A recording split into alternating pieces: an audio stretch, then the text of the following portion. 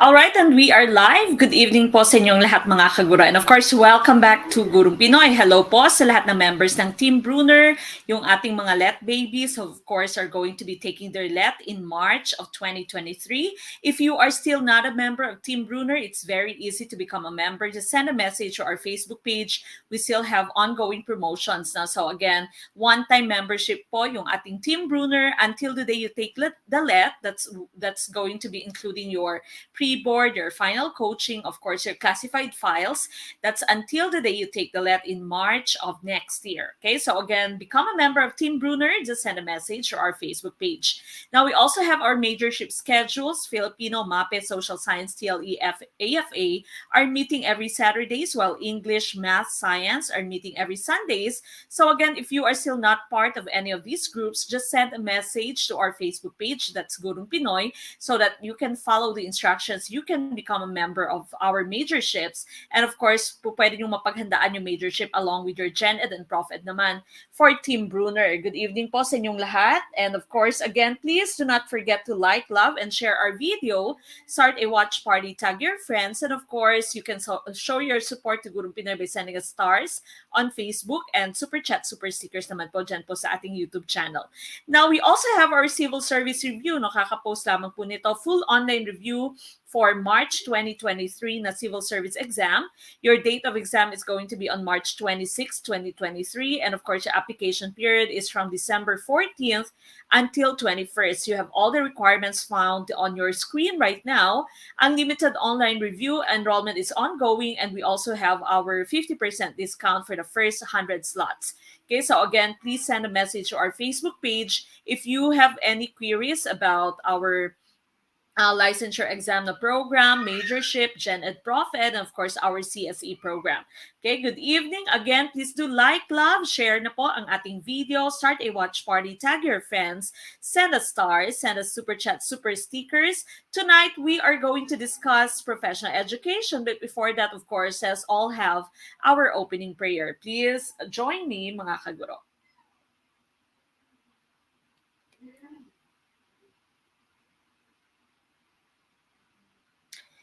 Dear Lord, I come to you to ask for your guidance and direction in this study session. I ask that the Holy Spirit fill me with strength, creativity, and understanding to get through my studies without difficulty or sin. Help me hold my focus and attention. Help me to retain all that I learned. Please make my mind sharp and keep distractions at bay. If any part of my studying is weak or lacking in some way, let it be revealed so that I may correct it. Thank you for this opportunity to learn. Amen.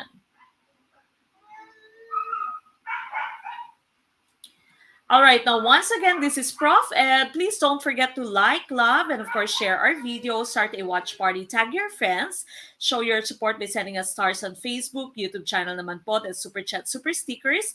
If you cannot comment, make sure that you are a follower of our Facebook page para po kayo ay makapag-comment. Kung hindi naman kayo makapag-comment dyan sa ating YouTube channel, please do subscribe so that you will be able to comment. Now, if our video is blurry, please do find that 3 dots no, sa ating Facebook, then nandyan din po sa ating YouTube, no? At i-change po ninyo yung ating video quality into a higher video quality para mas malinaw po yung inyong panunood sa ating discussion. And again, if you still see the captions, kung meron pong captions po, pwede din pong i-off yung inyong captions. So just click the 3 dots and of course, turn off the captions. Again, para dire-diretso yung panonood, become a member of Team Brunner. All right, this is professional education. We start with question number 1.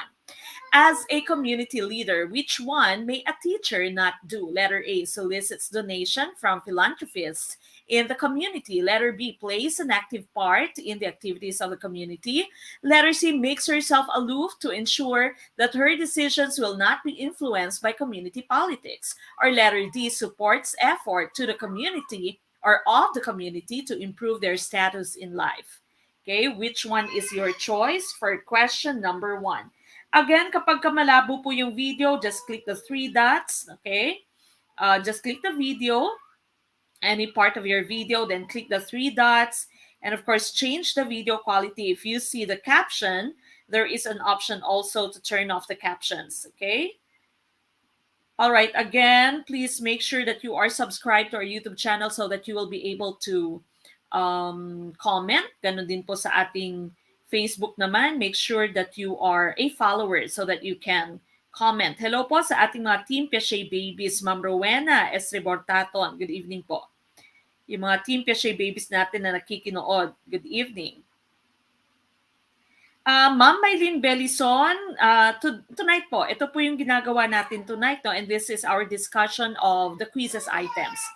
So malalaman niyo po kung tama or mali ang inyong sagot by of course watching our live stream. And of course, if you are a member of Team Brunner, nababalikan po yung ating live, no? Kahit hindi po kayo makapag-attend, po pwede nyo pong balikan. All right, going back to the first item, tumpa, or first item, ligwak kaya? Let's find out.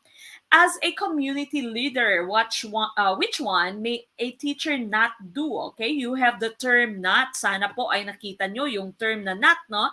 So sana hindi kayo nagbulag-bulagan. Meron po tayong term na not dyan, no? So which one may a teacher not do? So that means yung kailangan nating iwasan, okay? Solicits donation from philanthropists. When you say philanthropists, ito po yung mga mga mapagkawang gawa sa inyong community, no? Yung mga palaging binibigyan nyo ng solicitation letter, maaaring mga businessmen, yung mga politiko, no? Palagi natin silang hinihingan kapag meron tayong mga activities. Now, plays an active part in the activities of the community. Letter C, makes herself aloof to ensure that her decisions will not be influenced by community politics. When you say aloof, ikaw ay napaka-quiet, no? So, hindi ka makabasag pinggan, napaka-quiet mo, hindi ka makadaupang palad, no? Medyo distant ka from the community. Or letter D, supports effort of the community to improve their status in life. Bago ko sabihin ang ating tumpak na choice,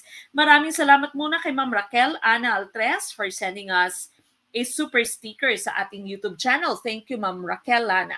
All right, now the correct choice, of course, would be letter C, makes herself aloof to ensure that her decisions will not be influenced. As I have mentioned, when you say aloof, no, hindi ka makadaupang palad, hindi ka masyadong friendly, no? So medyo tahimik ka. Kapag merong meeting ay hindi ka nagpa-participate, it's very important that you are sharing your ideas para of course you can all learn from each other and para makita ninyo kung anong pinakamagandang ideya, no? And of course, as a part of your community and as a teacher, you are a community leader. So dapat lideran, dapat Jollibee, no? Hindi po ito paid advertisement ng Jollibee, pero dapat bilang isang guro, medyo bida-bida ka sa inyong community, no? Palaging si ma'am yung MC, palaging si ma'am yung punong abala sa mga programa. Okay? So letter C, makes yourself aloof po.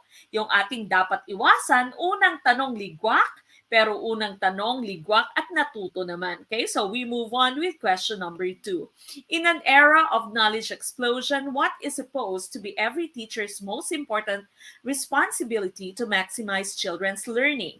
Number 1, teach learners the skills on how to learn. Number 2, teach learners information only. Number 3, teach learners how to evaluate information. Letter A, 3 only. Letter B, 1 only. Letter C, 1 and 2. Or letter D, 1 and 3. Okay, what is our choice? Ayan, confident pa naman daw si Ma'am Arlene. Okay lang po yan. At least confident, no? And at least natuto. Okay, so hindi pa po ito yung actual na test. And so, tayo ay nandito para magkamali. Okay, this is the right time for you to make mistakes. And of course, to learn from our mistakes. Kahit sa pag-ibig, dapat ikaw ay nagkakamali para ikaw ay matuto. Okay? So, okay lang na ikaw ay nasa maling tao ngayon, no? Ano mo lang siya? Stepping stone, kumbaga. Okay? Learning experience lang siya. Okay lang po yan. Alright, number 2, letter D. For number 2, I see a lot of letter Ds. Okay, so sabi dito, in an era of knowledge explosion, dati yung pronunciation ko dyan is era. Okay, yung turo kasi sa atin era, no? But I hear the Americans, they always say era, no? So era yung pronunciation of knowledge explosion.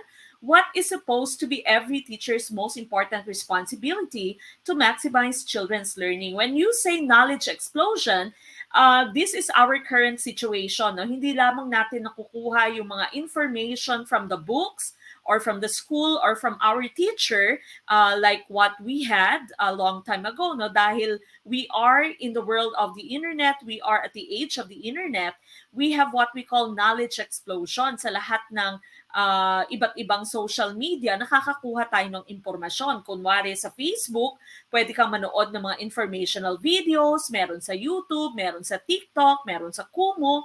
Okay, so sabi dito, ano dapat yung responsibility ng ating mga guro since napakadami na ng sources ng information natin. Okay, is it number 1, teach learners the skills on how to learn. Kailangan ba tinuturo natin on how to learn, no? Metacognition, learning how to learn, or thinking about thinking. Teach learners information only. So dapat impormasyon lamang, no? Walang analysis, walang construction of knowledge. Yan yung sinasabi na number 2.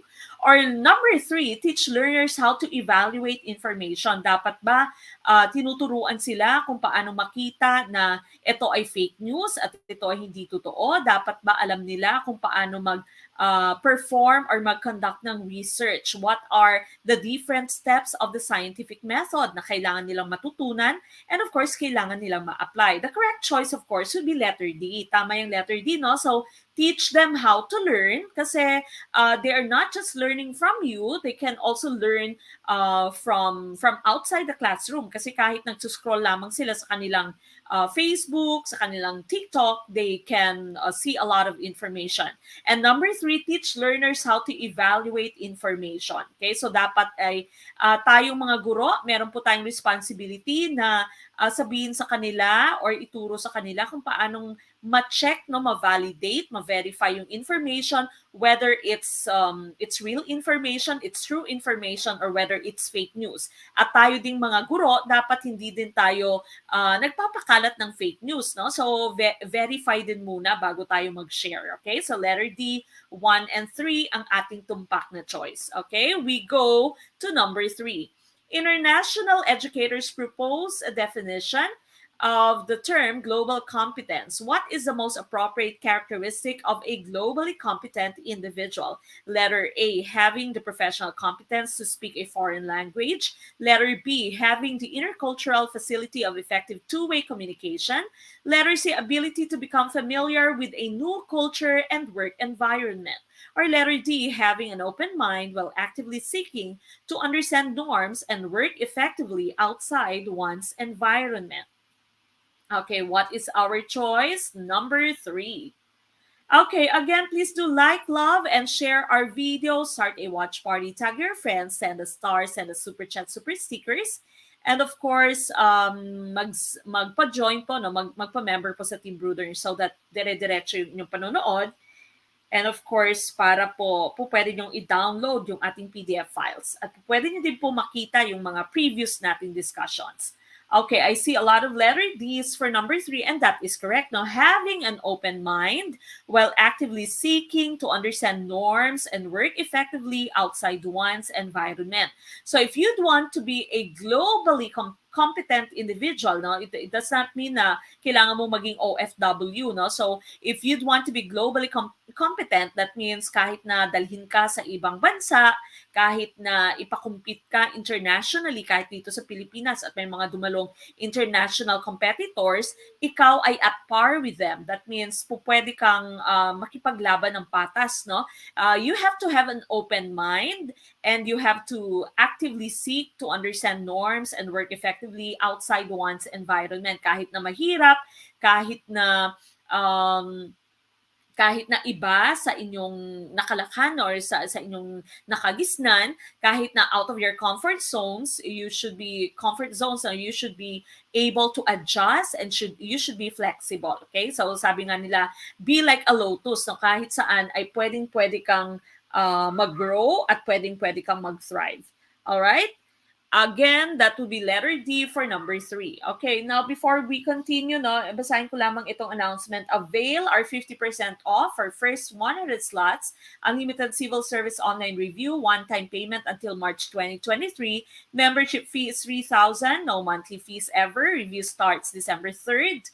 And the schedule would be Saturday, Sunday, 7 p.m. PH time. Your inclusions, Download and print all useful materials for numerical reasoning, verbal reasoning, analogy and logic, clerical reasoning, general information, plus other useful notes related to CSE. Attend the live stream for discussion Saturday and Sunday, 7 p.m. So again, kapag ka meron pong conflict sa inyong majorship, meron pong exclusive group for our civil service, po pwede nyo din pong balikan yung inyong videos and of course yung ating files. Okay, thank you so much, Gurong Pinoy. All right, we move on with question number 4. As an effective classroom manager, what should a teacher do? Number 1, she uses instructional time wisely. Number 2, she uses her power to punish students for the sake of discipline. Number 3, she puts to use available and appropriate materials. Number 4, she manipulates colleagues and students so she can meet her goals. Would it be letter A, 1, 2, and 3, letter B, 1 and 3, letter C, 1, 2, 3, and 4, or letter D, 2, 3, and 4? What is our choice? Okay, so magkasabay pala itong CSE sa March, no? Tsaka yung inyong LEP.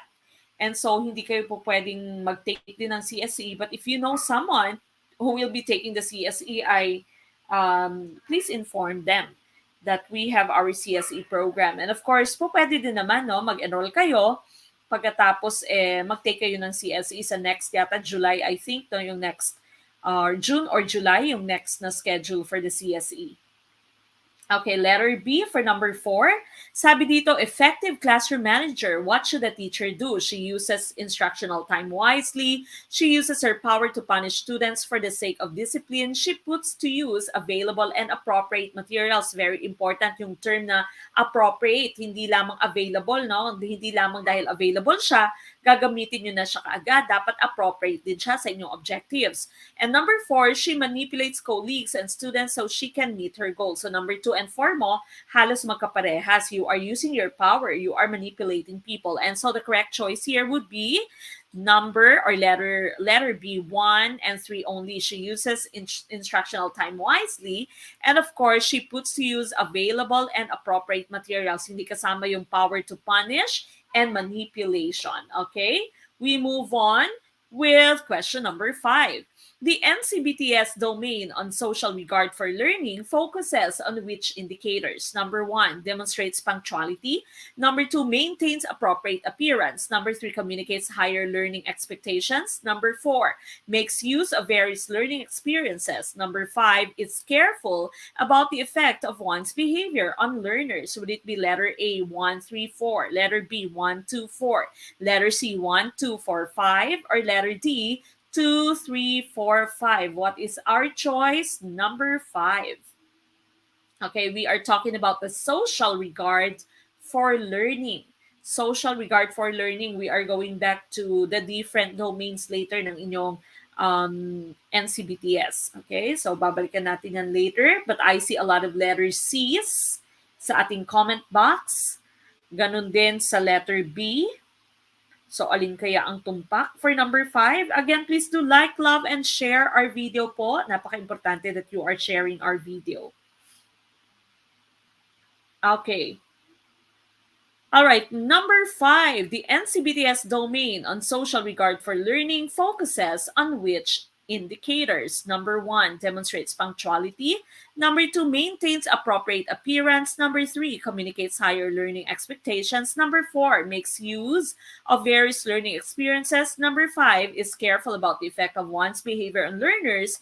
The correct choice here would be but before that, no, the SRFL or social regard for learning domain focuses on the ideal that teachers serve as positive and powerful role models of the value in the pursuit of different efforts to learn. So kumbaga, ang action ng teacher, statements ng teacher, and different types of social interactions with students exemplify this ideal. No? Ito ay parte ng teacher, no, kung gaano or kung papaano siya influence sa actions ng kanyang mga estudyante, no? So the teacher as a model, okay? As a model. And so the correct choice here would be letter B, 1, 2, and 5. Demonstrates punctuality. Number 2, maintains appropriate appearance. And number 5, is careful about the effect of one's behavior on learners. Hindi po kasama ang 3 and 4. And 3 and 4 would fall on the other domains. Okay, so tingnan po natin yung iba't ibang domains. But letter B is our choice for number 5. Okay, the National Competency-Based Teacher Standards, or NCBTS, allow teachers to self-assess their own performance against the competency standards in order to identify areas of strength as well as areas that need to be developed further in order for them to function more effectively as facilitators of learning. So we've just talked about social regard for learning, no, kung paano nakaka-influence yung action ng inyong teacher. Your teachers are models inside the classroom, and so you have to be conscious ng bawat galaw mo, bawat statements mo, ginagaya ng inyong mga estudyante. Number 2, no, domain number 2, learning environment. This is focused on the importance of providing a conducive learning environment, no, social, psychological, and physical environment where the students, all of them, regardless of their individual differences, can engage in different learning activities. So you have to use different strategies. Yung ating number 4 kanina ay parte po ng inyong learning environment. Okay? Number 3, diversity of learners. This emphasizes the ideal that teachers can facilitate the learning process even with diverse learners by recognizing and respecting individual differences. Halos makaparehas din sila ng inyong learning environment, pero yung focus dito would be the learners, not the environment. Okay? Number 4, curriculum. This refers to all elements of the teaching learning process that work in convergence to help students understand the curricular goals and objectives. Dito yung ating higher order thinking skills, no? Yung inyong HOTS, the way that they think. And so yung inyong choice 3 kanina ay parte po ng inyong curriculum. Planning, assessing, reporting. You all know this, how to plan for your lesson through the use of your lesson plan, how to assess, and of course, how to report, your report cards, your PTCA, no, your meetings with the parents and the teachers, of course, magkakasama na dito. Community linkages, again, yung number 1 natin kanina, you should not be aloof, but you have to recognize that you are all part of your communities. And so you have to meaningfully link the experiences, classroom activities to the experiences and aspirations of the learners in their homes and communities. And number 7, personal growth and professional development. Dapat continuous yung ating learning as teachers. Dapat po hindi tayo nagsa-stop ng ating mga CPDs, no? Kahit na tayo ay seasoned, kahit na tayo ay veteran teachers na. Okay? And so the correct choice there would have been letter B, no? So letter B po ang ating tumpak na choice, 1, 2, and 5. We move on with number 6. In the midst of a highly pluralistic society, what type of learning environment is the responsibility of the teacher? Number 1, safe. Number 2, gender bias. Number 3, secure. Is it letter A, 1 and 3? Letter B, 1, 2, and 3. Letter C, 1 and 2. Or letter D, 2 only? What is our choice? Number 6. Okay, number 6, I see A's. Tumpak kaya ang letter A for number 6?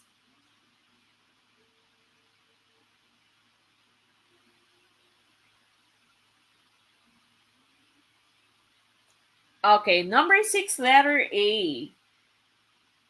No, abangan nyo po sa ating next live stream, no, sa ating mga nanonood dyan po sa ating Facebook page ay magkakaroon po tayo ng pa-raffle sa ating mga sharers. Okay, so dapat i-share po yung ating video, no, and of course like and love our video and share po yung ating video. We are going to look for the share button para kayo po ay makasali sa ating GCash pa-raffle. Okay, number 6, I see A's.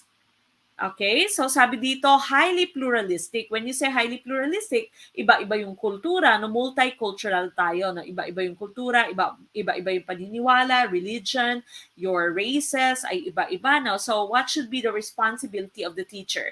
Your learning environment should be safe. Should it be gender biased? So that means meron kang bias, no, meron mga activities na dapat ay mga lalaki lamang nakakagawa, hindi pwedeng gawin ng mga babae or yung mga members ng LGBT, no? Yan yung gender bias. Meron kang bias sa gender. Is it secured? Okay, the correct choice of course would be letter A, 1 and 3 only, safe and secure. Kahit na ano pa man siya, kahit na saang bansa man siya galing, kahit na ano man yung um, kanyang religion, no? Hello po, good evening sa mga Muslim brothers and sisters natin, ganun din po sa mga Kristiyano, anumang sekta ng Christianity, no? Dapat safe and secured sila. Wala po dapat biased. Okay, so letter A for number 6. We go to number 7. A teacher is said to be a trustee of the cultural and educational heritage of the nation and is under obligation to transmit to learners such heritage. Which practice makes him or her fulfill such obligation? Letter A, study the life of Filipino heroes. Letter B, use interactive teaching strategies. Letter C, use the latest educational technology. Or letter D, observe continuing professional development or education. What is our choice? Ma'am Lester or Sir Lester, sorry po. Good evening po, Coach Mek. Kailan po matutuloy ang first discussion ng mga English major? Your schedule, no? Na-reschedule po kayo on Tuesday night. So tomorrow night, 7 p.m., yan po yung inyong magiging discussion na first discussion 1 ng English major dahil nagkaroon tayo ng problema with the audio of Coach Paul kagabi. Okay, 7, letter A. Okay, trustee of cultural and educational heritage, you have the obligation to transmit this heritage to your learners. And so the correct choice would be letter A. Okay, so study the life of Filipino heroes. Wala pong kinalaman yung teaching strategies mo, yung edtech at inyong professional education, your CPD. Okay, so the correct choice would be to study the life of Filipino heroes and of course, to teach them to your students para ma-emulate nila, makita nila anong kagandahan ng life ng Philippine heroes and ano yung kailangan nila or kailangan nilang gayahin, no? Ano yung mga pwede nilang i-emulate. Okay, so number 7, letter A, we go to number 8. In the context of constructivist learning transaction, the teacher, as facilitator of learning, engages in an instruction that is blank. Letter A, flexible and creative. Letter B, understanding and independent. Letter C, formative and summative. Or letter D, democratic and independent. Okay, what is our choice? Number 8. Hello sa mga newbies natin, mga first-timers natin, mga kaka-tune in pa lamang sa Gurong Pinoy. Welcome po, diretso sa kusina. Okay, mababait po sila dito ng mga kaguro natin ay lahat po mababait. And so, I welcome all of you and please do have fun as we learn, no? Okay lang po maligwak, okay lang na kahit mali, hindi nyo alam yung ating tumpak na choice, no? Mag-interact po, maglagay ng comment para makita natin, no? Kung kayo ay tama or kayo ay ligwak, kahit na ligwak, okay lang po.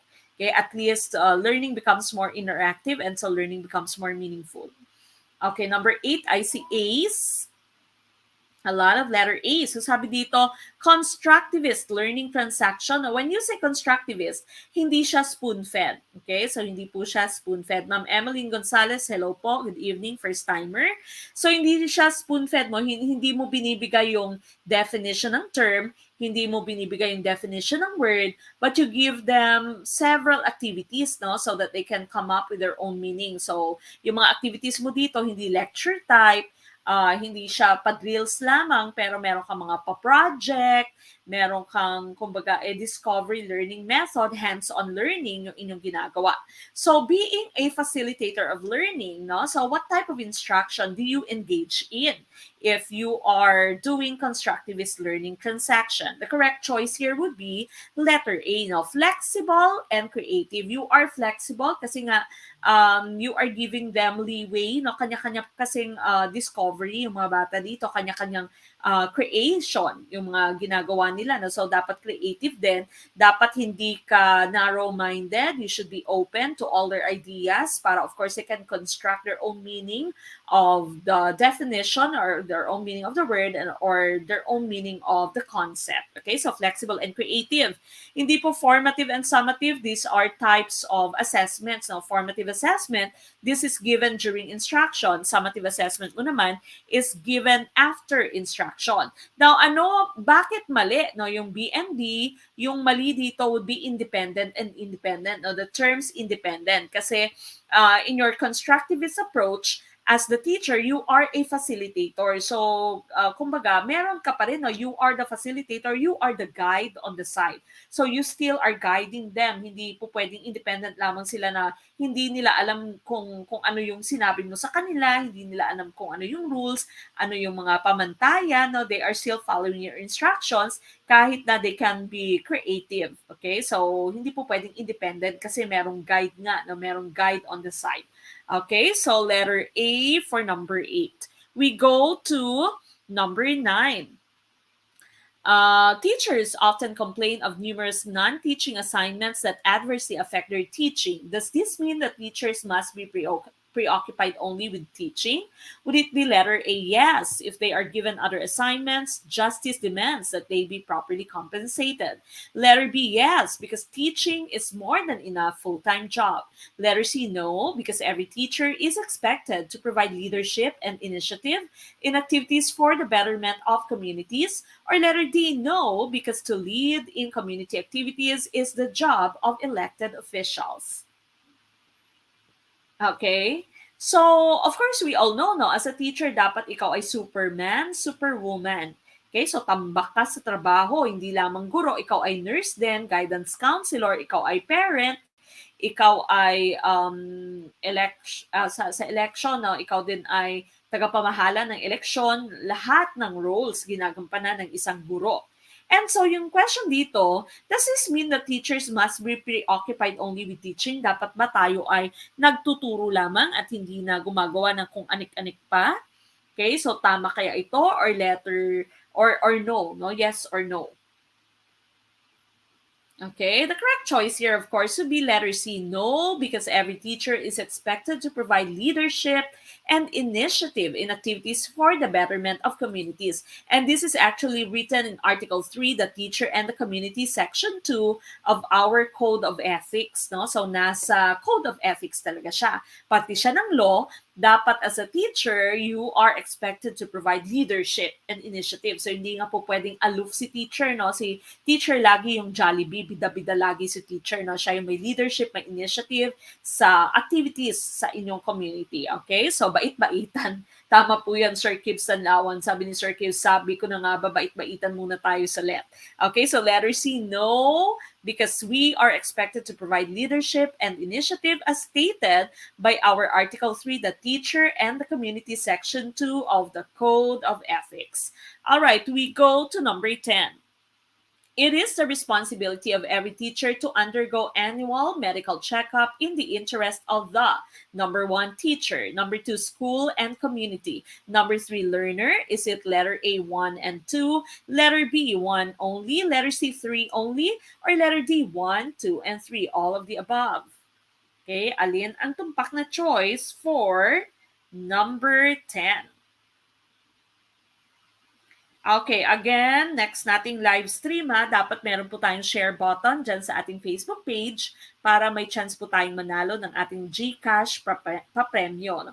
And of course, if you'd want to become a member of Team Brunner, magpa-member po kayo para dire-diretso po yung inyong panunood at po pwede niyo pong balikan lahat ng ating full-length videos, and of course, you can also download our PDF files.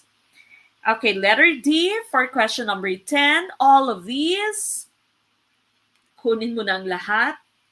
Okay, and ayon sa Article 2, no, the teacher and the state seal of your Code of Ethics, Section number 3, in the interest of the state and of the Filipino people as much as of his own, every teacher shall be physically, mentally, and morally fit. And so the correct choice is letter D, 1, 2, and 3. Kunin mo na ang lahat sa akin, no? Sana all. So number 10, letter D is tumpak. We go to number 11. Teacher Paz does not personally agree with one school policy. What is her professional responsibility? Would it be letter A, be indifferent about it but exert effort to understand it? Letter B, make an honest effort to understand, support, to understand, support, and carry out the school policy, even if she does not personally agree. Letter C, remain connected with the school but defy the policy because in conscience she cannot agree. Or letter D, lead a campaign against its abolition. Okay, what is our choice? Number 11. Pag-greet daw po, Sir Poy.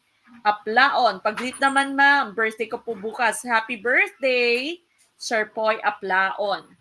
Hihintayin po namin yung inyong pa-party, no? Yung inyong pakain. Okay, number 11. What is our choice? I see a lot of letter B's. Tumpak kaya ang letter B for number 11? Okay, letter B kaya ang tumpak na choice for question 11.